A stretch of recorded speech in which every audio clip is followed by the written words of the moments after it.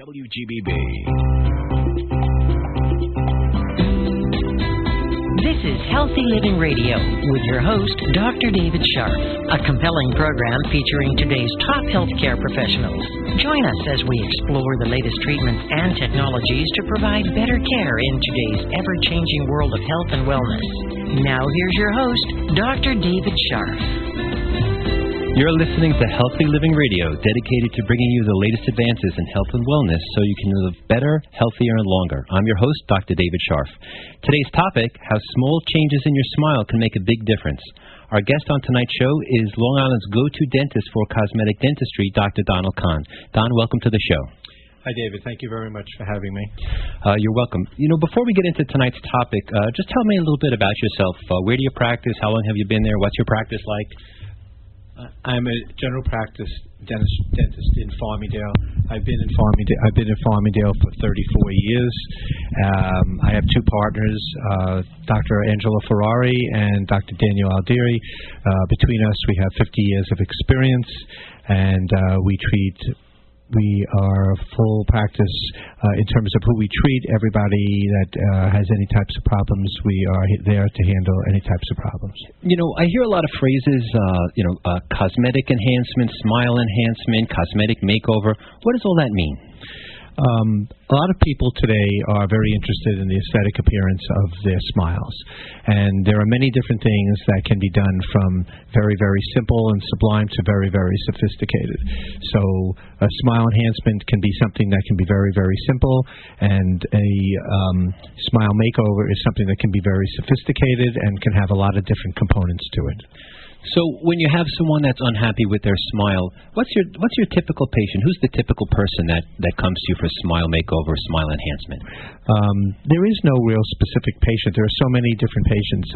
For example, there was this woman who came into my office last week, and she was really concerned about her smile, and we took a look at her, and I talked with her about it. And what she really was concerned about was the fact that one tooth looked a little longer than the other front tooth, and she didn't like the color. So what we were able to do for her was to grind down or remove a little bit of the tooth that was a little bit longer, and then she had some whitening, and she was thrilled, and that's all she needed. It was very simple. It took just a couple of visits, and she was able to achieve what she really came in for, was an improvement that was easy to do. Mm-hmm. Do you find a lot of the people that you help them with their smile, do they say to you, Dr. Kahn, I don't like the way my smile looks? Do you say to them, hey, Loretta, your smile needs a makeover? How does that typically work? Well, a lot of patients come in with questions and things about their smile, in terms of things that bother them, and maybe things that they really chose not to do anything about over many years. So when we open up a conversation, it's interesting because we ask a lot of questions of patients, and then they open up and tell us what really is concerning them, and we are able to find out from the patient what it is that really bothers them about their smile, or what it is that they really would like to accomplish. Do you find that the people that want a smile makeover, do they fall into any kind of category? Are they people who've maybe been away from dentistry for a long time or neglected their smile, or people that have always been in dentistry? You know, where do those people typically fall? I think there's a wide range of people who want smile makeovers. We have a lot of situations where we have patients who come in who are mothers and fathers who put their family's dental health before their own, and they decide to come in after a number of years and they have dentistry done. Maybe people had a career change. Maybe they had a job change where before they were in an office and now they have to get out and they have to speak to a lot of different people. So now they're interested in making a change as far as their smile is concerned. People didn't realize that they put their hands up to their mouth to cover their teeth, and when we talk about it and we spoke about it, we find out what it is that really, really bothers them. So in answer to your question, there are so many different types of people that come in. People who come in who have had sophisticated dentistry over the years, they want to make a change. People who hadn't had any dentistry really want to find out what's available and what can be done for them. You know, it's funny what you said before. In my mind, I guess, before I had you on the show, I always thought that someone having a smile makeover, it was almost like a luxury. I'm going to treat myself to something. But, you know, in today's job market, presenting yourself and being presentable is so important. It's almost like a presentable smile is a necessity. if you just take a look at the magazines and TV commercials, everything is about people's appearance. People, this generation, whether you're 20 and you have little spaces between your teeth, or you're 30 years old and you're missing teeth, or you're 50 years old, everybody seems to be geared towards their appearance. And I'm not just saying dentistry, but in terms of their appearance, the look, their clothes, their hair. There's so many things that are going on. It's a really, for dentistry, it's a really exciting time because technology has changed so much that dentistry that we're able to do today is so different than the dentistry that was done 30, 40, 50 years ago. Yeah.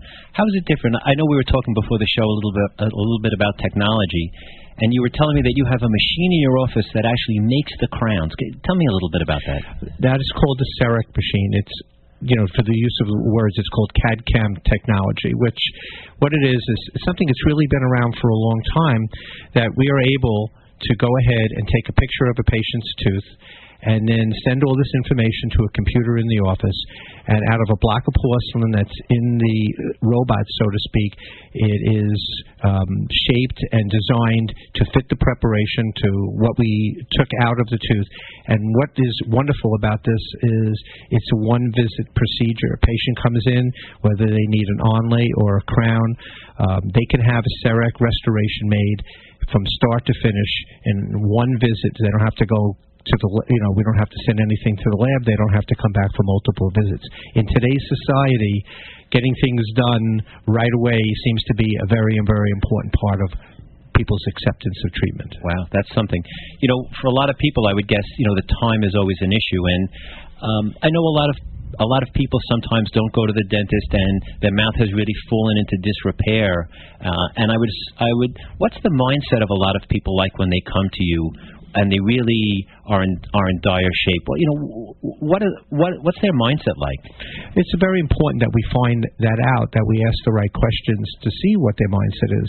I think one of the main reasons why people stay away and don't go to the dentist on a regular basis is their fear of dentistry. Maybe they had a bad experience at one time in their lifetime, and they chose, because of that, not to return.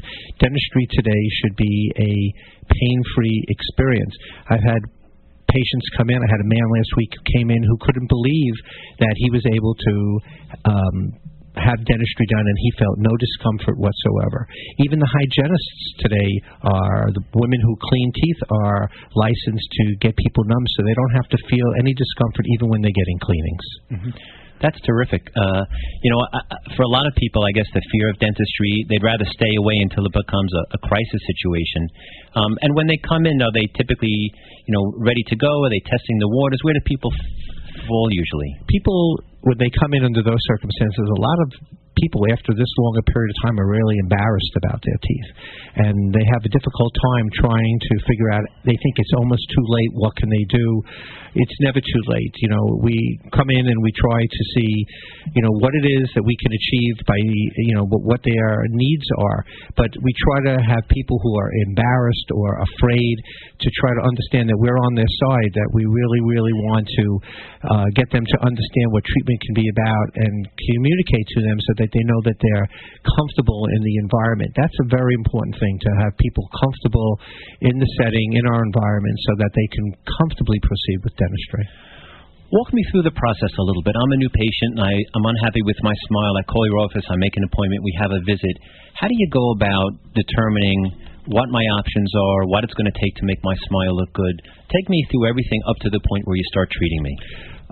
Patient will come in, and the first visit will be approximately 2 hours long. We spend a lot of time with the patient when they first come into the office. It's very important that we get as much information from the patient at that time. We will take necessary radiographs or x-rays. We take pictures of their mouth, actual photos inside their mouth and outside of their mouth. We check all soft tissues, which is the gums and the cheeks and any tissues that are in their mouth, to make sure that there's no, problems as far as things that need to be addressed. We go ahead and we take models of patients' teeth, so we are able to look at these and study them. I do a thorough oral examination and an oral cancer examination so that we can assure the patient that everything that we're doing will be thorough and complete and will allow us to gather all this information so that the next visit that they come back is just for a consultation, just to sit down to explain to the patient what we can do, what it will look like, how long it will take, all the important things that patients want to hear. Now, how much input does the patient have? In other words, the patients come in and say, I want X, Y, Z. How do you know what they want? How much input do they have in designing their smile? Some patients come in and they really want it. They have a specific thing. Maybe they have been to another office, or maybe they know that they're missing a tooth and they want something specifically. And that's okay, because we really want to sit down with them and say to them, we take a look at their specific problem and we just address the specific problem that they have. But a lot of people that come in, they have a lot of questions, and we try to take a look at all the questions and we try to formulate by asking them questions, by showing them with a mirror, are you happy about the length of your teeth? Are you happy about the color of your gums? Are you happy about the spaces you may have? We try to ask as many questions about what concerns them so that we know what their goals are. Mm-hmm. We're going to take a quick break. I'm Dr. David Scharf. You're listening to Healthy Living Radio on WGBB. This is Healthy Living Radio with Dr. David Scharf. We're back now. Thank you very much. It's funny you said about the color of the gums. A lot of people I see, they have like a gray line right at the edge of their gum. What is that? I see that all the time. That's where the advent of modern or more recent technology has really been a wonderful thing for patients, as opposed to some of the great dentistry we did many years ago. Many years ago, whenever we were doing crowns, we had to support the porcelain, the glass that goes on the tooth, with gold, with metal, and this porcelain was baked on there, and that's how we made the tooth. It was shaped, it was made to look like the tooth.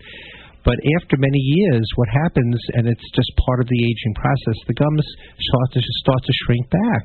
And when they do that, the metal margin of the old crowns get exposed, and people see that, and when they smile, there's a dark line, it looks gray, and people are very self-conscious about that. Today, we don't have to use any metal in those restorations, so we can put a full porcelain restoration on there where you'll see no metal band or no discoloration. Wow, that's something. That's something. If I look at somebody whose smile doesn't look right to me, I'll look at it and it doesn't look right, but I don't know why it doesn't look right. Take me through when you look at a smile and you analyze it. What are some of the things you look at that in your own mind you check off to say this is good, this isn't good? What are some of the things you consider? We have an aesthetic checklist which we go through on every single patient.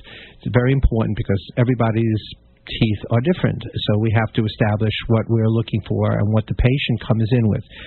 We look at the color of their teeth.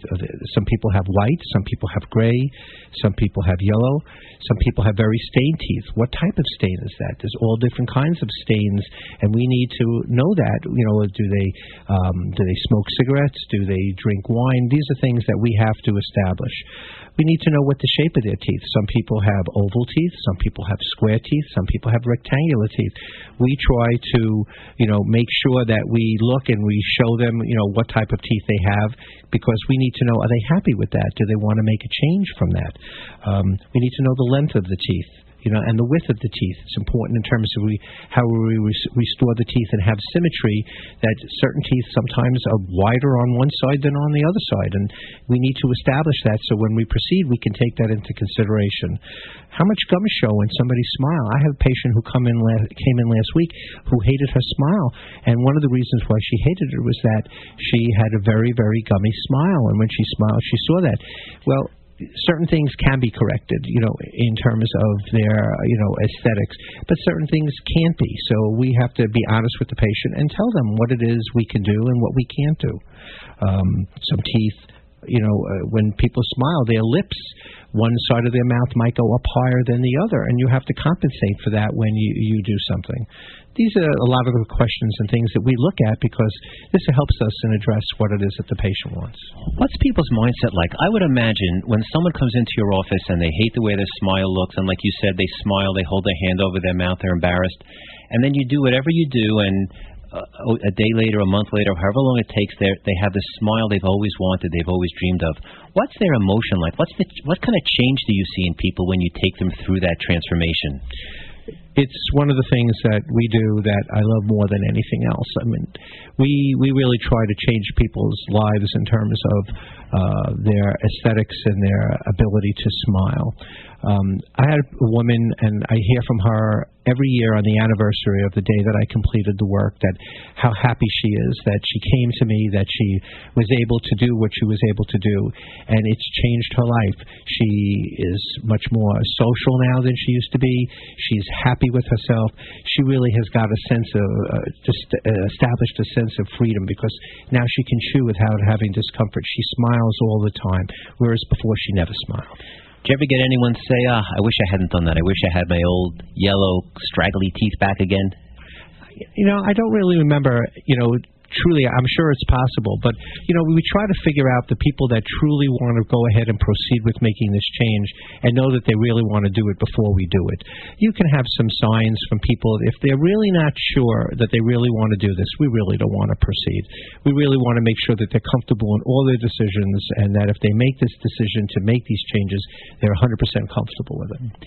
If someone's listening and they're considering having cosmetic dentistry or touching up their smile, what should somebody look for in a cosmetic dentist? When I drive up and down the street, it seems like almost every dentist under his name says cosmetic dentistry. But how does the patient know? How does the consumer know? How do they choose who to go to? I think a lot of things like that come from referrals. The greatest source of a compliment that we can get from a patient is when they refer in a family member or a neighbor, because they had such a good experience. You can talk about what you do and say it, but if you don't really get good results, if you don't really produce excellent restorations, your success rate will not be there. We try, in letting people know, try to make sure that we get the desired result, that we really want to make sure that they're very, very happy with the aesthetics of a completed case. Mm-hmm. Are there ever cases that are just, do you ever get people come in that have a pretty nice smile already but just want a little touch-up, a little enhancement? Is that part of what you do? That's the difference. We categorize some of the things we do into whether a smile enhancement or a smile makeover. A smile enhancement is just a minor correction. As we talked about before, it may just need some whitening, some bleaching, and that's what their problem is that their teeth are a little gray, and with the procedure, their teeth are whitened, they get brighter, and that's all that they need. And that's wonderful if somebody can come in and accomplish that. Reshaping teeth, where we round corners or we flatten out edges or make them even on the edges, is another thing that is really simple to do. It's one visit. There's no discomfort. You don't have to be numb for that procedure, and it can make a big difference in terms of the way patients' teeth look like. Even closing a space, where somebody has a space between teeth that's been bothering, that's a very, very simple procedure, and that would just be part of a smile enhancement. That would be a one-visit thing and accomplished very, very easily. And so then at the other end of the spectrum, so those are people with a nice smile, that's a little touch-up. And then at the other end of the spectrum, I would imagine some of these cases can get very complicated. There are a lot of different choices in terms of smile makeovers. It's very, very important that we get all the information we need if the patient is considering making a major change in their smile. We have the ability to make veneers, which are porcelain restorations that are like a fingernail that go on top of the teeth, that will lighten the teeth, reshape the teeth, close spaces, or porcelain crowns. And these are restorations that are really, really long-lasting, that will proper care and home care and people taking care of it, they'll get tremendous longevity and success and happiness out of them. How do you know, I'm a patient, I'm going to get cosmetic dentistry, how do I know when I start that I'm going to like the end result? Did you ever have a situation where, you put the restoration in, you put the smile makeover in, you hand them the mirror, and they say, I hate this, take it out? Yeah. There are people who are unsure. I think a lot of times if you make a major change, I ask patients to bring their sister or to bring their husband or to bring somebody that's close with them to take a look at the final result before we make a decision to cement it in permanently. If they're not sure, and if somebody comes in with them who helps them to make a decision, that's a wonderful thing, because these are people who talk to them and see them on a regular basis. If I at all feel that a patient is unhappy and not enthusiastic and very, very reassured that everything is beautiful, I would rather not put it in permanently. I'd rather have them come back and try it again and see if there's anything I can do to make those changes before we do it. Are there unhappy people sometimes? I think that sometimes you're going to have people who, are going to be unhappy with certain things, but maybe their expectations were more than we could accomplish. We're going to take a quick break. I'm Dr. David Scharf. You're listening to Healthy Living Radio on WGBB. This is Healthy Living Radio with Dr. David Scharf. We're back now. Thank you very much. Do people get a sense as they're going along what their smile is going to be like, or is it just right at the end they see what it is? People will know before the end in terms of the pictures that we have, in terms of some of the ability we have on the computers to have images come up so they can see what they look like. Before we get started, patients will know pretty much exactly what the teeth are going to look like at the final restoration. Do you ever see people come back after their smile is enhanced and they have a new hairdo, they have a new outfit, they lost 10 pounds? That happens so frequently. I have a patient who came in that was out of work for 3 years and came in and decided that he couldn't stand his teeth because he just felt that people were staring at them when he was out on an interview. He decided to go ahead and did a smile makeover, and we put veneers on his front teeth and changed his smile. And I don't know if there was any reason, but he went out, and about 3 months after he completed, he got a job. This man is one happy camper. And I bet you a lot of people said to him, "What, are you crazy? You've been out of work all those years. You're going to spend money on your smile." But I would imagine when you're embarrassed about how you smile, it's hard to feel confident, and it's hard to project that in an interview. When we see patients, we try to express that to them, that some of their issues may be regarded to what their smile is like. Maybe their presentation and their appearance is a critical part of what they have to do. And when patients come in and they appreciate the value and see what it is that they can do to make a change in their appearance, a lot of patients do that now. They find it important for them to make their appearance look better. Mm-hmm. Who's your average patient? Is it, someone in their 60s, their 50s? Do you ever do smile makeovers on older people, 70, 80, 90? Who's the oldest person you ever did a smile makeover on? Implant technology is just a wonderful thing. We've had older people, patients who are 70, 80 years old, who are suffering with their dentures. 80 years old? Someone's going to come in for a smile makeover? Somebody came in and decided that they were tired of not being able to chew and being uncomfortable, and we were able to find out if they were a candidate, their health was good, their bone was good, and we were able to put implants in to make them be able to chew, be comfortable, and smile again. Because people who have dentures who are self-conscious are constantly holding their hand over their mouth or having an embarrassing moment at a really bad time. So do you give them the teeth of a 20-year-old? How do you do that? I would assume it's different teeth if it's an 80-year-old versus a 20-year-old. We're not here to change people who are 60 years old and make them look 20. Somebody comes in with that aspirations, it's really a nightmare. You really don't want to do that. If I'm going to make somebody be comfortable in their teeth, I'm going to make an 80-year-old and have them have 80-year-old looking teeth. Teeth that are older, are gray. We make restorations that aren't perfect. They're chipped. They have lines in them. We try to make the restorations look like what the patient would look like if they truly had their natural teeth at this particular time of their life. For you, it's almost like a catch-22 because you want the smile to look so natural. You don't want people to walk up to patients and say, "Hey, those are your new teeth. They look great." You want it to blend right in, but at the same time, you want them to know that they have new teeth. The best compliment I get is no compliment at all. When a woman tells me that she went and she was at a party and somebody came up up to her and said, "What's different? Why do you look? What has changed about you?" It's a home run for me because I don't want somebody to come and just up to somebody and say, "Wow, your teeth look unbelievable." That's not aesthetic dentistry. It should blend. It should be aesthetic. It should look like it's part of the person, not something like a white picket fence. That to me is not the desired end result. What about people who are just so anxious, that they wanted to do this for a long time, but the anxiety is just overwhelming and keeping them away? How do you help with those patients? Well, there's a couple different ways to do that. Communication is very important, but people who are very stressed and who have a lot of issues that way, we can do sedation dentistry on them now, which is where they come to the office. We have medications for them where they are not really asleep, but they're in a state where they are relaxed and comfortable, and they allow us to do the dentistry that they need to do. There's many different ways to try to show patients that their fears are from an old problem or a dentistry that was done long ago, and we really do function a lot differently than that today. What would you say to the patient who's sitting home listening to this, who's been thinking about doing something for their smile a long time and just can't take that first step to pick up the phone?